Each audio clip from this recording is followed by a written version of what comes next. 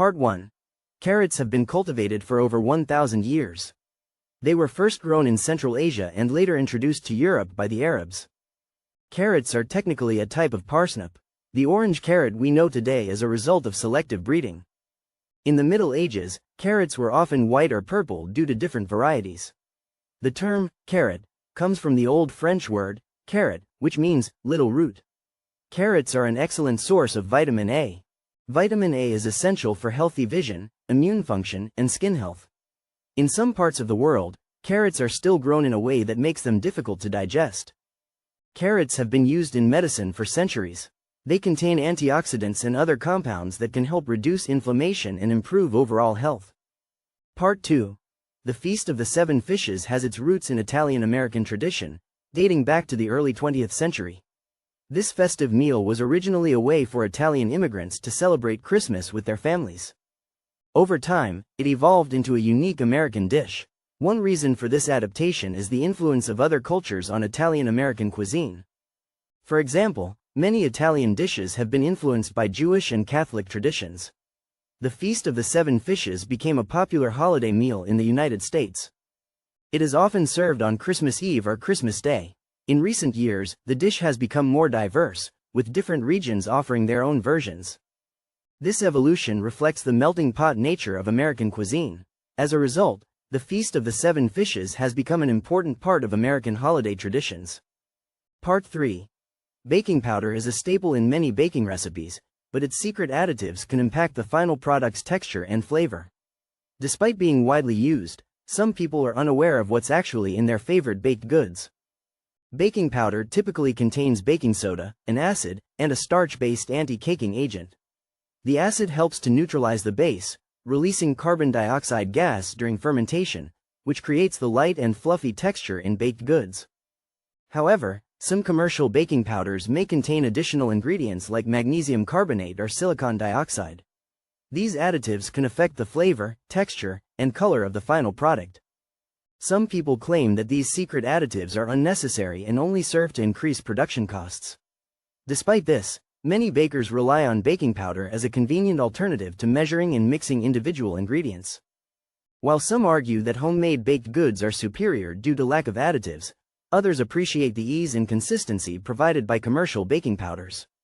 Part 4. In ancient Italy, people didn't use F8 to eat the food we know as pizza today. The first flatbreads were cooked on hot stones and topped with olive oil, herbs, and other local ingredients. However, modern pizza originated in Naples, Italy, in the late 18th or early 19th century. Before then, flatbreads were a staple food in ancient Rome. The word pizza comes from the Latin word pizza. This was used to describe flatbreads cooked in a wood-fired oven. In the Middle Ages, flatbreads became more widespread throughout Italy and Europe. They were often topped with ingredients like cheese, meat, and vegetables. The modern pizza we know today is a fusion of these ancient flatbreads and other influences. Part 5. Amy's Baking Company was a reality TV show that aired on the Food Network from 2012 to 2013. The show followed the daily lives of Amy and Sammy Bauziglo, the owners of Amy's Baking Company in Scottsdale, Arizona. The couple was known for their high-pressure kitchen environment and strict rules. However, their reputation began to decline after a series of negative reviews and social media posts. The show's finale was watched by over 1 million viewers, but the damage had already been done. In 2014, Amy's Baking Company closed its doors due to financial difficulties. Sammy Bauziglo later filed for bankruptcy. Amy Bauziglo has since spoken publicly about her experiences on the show and the impact it had on her life. The rise and fall of Amy's Baking Company serves as a cautionary tale about the dangers of reality TV and the importance of maintaining a positive online presence. The couple's story highlights the challenges faced by small business owners in the food industry, particularly when it comes to managing customer expectations and reviews. Part 6. The ancient Romans used clay pots for cooking because they were inexpensive and abundant. They also had excellent heat retention properties. This method was especially popular among the upper classes who could afford it. Clay pots allowed for even heating, which helped in cooking a variety of dishes. The Roman cookbook, De Re Coquinaria, mentions several recipes that use terracotta pots. These clay pots were often unglazed and rough-hewn. They required seasoning to prevent sticking. Cooking with clay pots also allowed for the preservation of food through steaming. This method helped preserve food and made it easier to store. Part 7. This Thanksgiving turkey is a game changer. It's not just about the cooking method, but also the secret ingredient that takes it to the next level. The key to an unforgettable Thanksgiving turkey is to add some moisture and flavor with a special ingredient. In this video, we'll explore the science behind this secret ingredient and how to incorporate it into your turkey recipe. By doing so, you'll create a dish that's both moist and flavorful. This is especially important for Thanksgiving, as a dry turkey can be a major disappointment. To avoid this, use a technique called brining to add moisture and flavor to the turkey. Brining involves soaking the turkey in a saltwater solution before cooking it. This process helps to lock in juices and create a more tender, flavorful bird. The secret ingredient we'll be using is kosher salt, which has a higher water content than regular salt. This makes it perfect for brining and adds an extra boost of flavor to the turkey.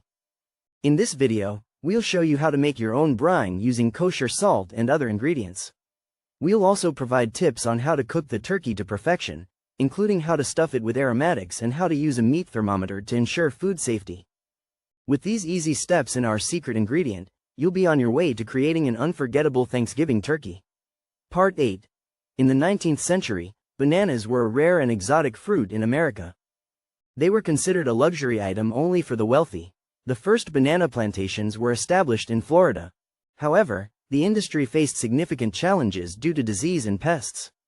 The Panama disease devastated the U.S. banana crop. To combat this, the U.S. government supported the development of new varieties. One such variety is the Cavendish banana. Despite its popularity, the Cavendish has become vulnerable to disease as well. New research focuses on breeding more resilient banana varieties. Part 9. Carrots are often described as sweet or bitter, but the truth is more nuanced. The bitterness of carrots comes from compounds called glucosinolates, which are present in higher amounts than sugar in most carrot varieties. However, some carrot varieties like Nantes and Danvers 126 have lower levels of glucosinolates, making them taste sweeter. This difference in flavor profile is due to the genetic makeup of each variety. Carrots that are high in sugar content tend to be milder in flavor. On the other hand, carrots with higher glucosinolate content can be more bitter and earthy. The bitterness of carrots can also be affected by how they're grown and stored. For example, carrots that are grown in well-draining soil and harvested at the right stage of maturity tend to have a sweeter taste. Additionally, carrots that are stored for long periods may become less sweet over time. When choosing carrots, look for those with a sweet, earthy flavor, and avoid those that are bitter or unpleasantly pungent. Part 10. The history of national dishes is a story of cultural exchange and adaptation. From European colonization to immigration, many national dishes have been shaped by the stories of people who came before us. The U.S. is no exception, with dishes like chicken pot pie and apple pie having origins in British and Native American cuisine. National dishes often represent a country's history, geography, and cultural identity. They can also be symbols of national pride and unity. In this video, we'll explore how 10 national dishes became part of U.S. food history. We'll talk about the stories behind these dishes, from their origins to their impact on American cuisine. By exploring these stories, we can gain a deeper understanding of the complex history of U.S. food. National dishes are not just delicious meals, they're also a window into the past. They represent the cultural heritage and traditions that have shaped our country. By learning about national dishes, we can appreciate the diversity and richness of American food history. From coast to coast, these dishes reflect the diverse stories of people who have lived in the U.S. National dishes are more than just recipes, they're a way to connect with our past and celebrate our cultural heritage. So let's take a culinary journey through time and explore how 10 national dishes became part of U.S. food history.